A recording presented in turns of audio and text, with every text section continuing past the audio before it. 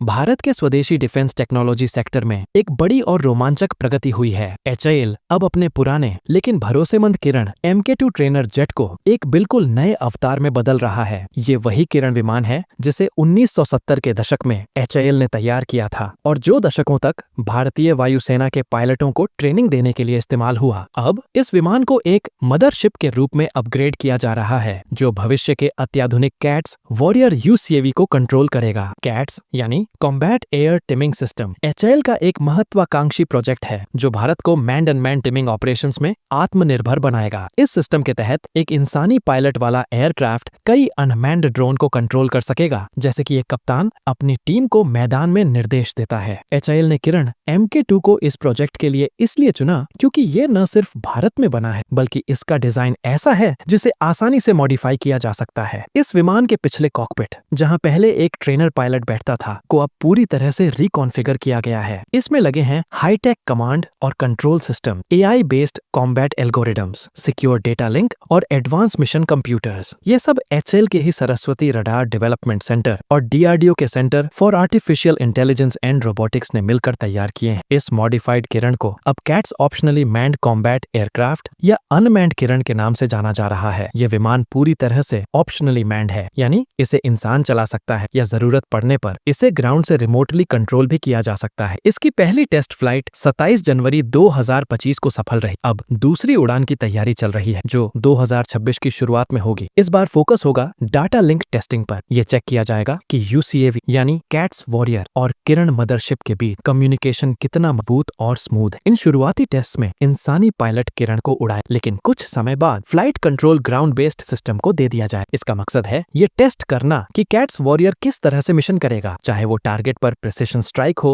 Electronic warfare हो या दूर से की जाने वाली रेकी। कैट्स वॉरियर खुद भी बहुत स्पेशल ड्रोन है। इसका इंजन रन टेस्ट जनवरी 2025 में हो चुका है और अब एरो इंडिया 2025 के बाद इसके टैक्सी ट्रायल्स होने की उम्मीद है। दिलचस्प बात यह है कि HAL ने रोल्स रॉयस के साथ मिलकर एक नया ज्यादा पावरफुल इंजन डेवलप करने की दिशा में भी काम शुरू कर दिया है। ये इंजन 3.4 किलो न्यूटन से ज्यादा की ताकत देगा, जिससे इसका मैक्सिमम टेक ऑफ वेट भी बढ़ेगा और इसकी परफॉर्मेंस और रेंज दोनों में इजाफा होगा। HAL का ये पूरा प्रयोग बहुत ही इनोवेटिव है। पुराने प्लेटफॉर्म्स को नए रोल्स के लिए अपनाकर न सिर्फ समय और लागत की बचत हो रही है, बल्कि भारत की डिफेंस मैन्युफैक्चरिंग क्षमता भी दुनिया के सामने साबित हो रही है। कैट्स वॉरियर और किरण मदरशिप का यह कॉम्बिनेशन आने वाले समय में भारतीय वायुसेना को एक स्मार्ट और घातक फोर्स में तब्दील कर सकता है, जहां हर मिशन में मशीन और इंसान मिलकर दुश्मन को चौंकाने की ताकत रखेंगे। ये सब कुछ आत्मनिर्भर भारत के विजन के तहत हो रहा है और ये दिखाता है कि अब भारत सिर्फ रक्षा उपकरण खरीदने वाला देश नहीं रह गया है, बल्कि उन्हें खुद डिजाइन और डेवलप करने वाला राष्ट्र बन चुका है। और आने वाला समय पूरी दुनिया को भारत की इस क्षमता का एहसास कराने वाला है।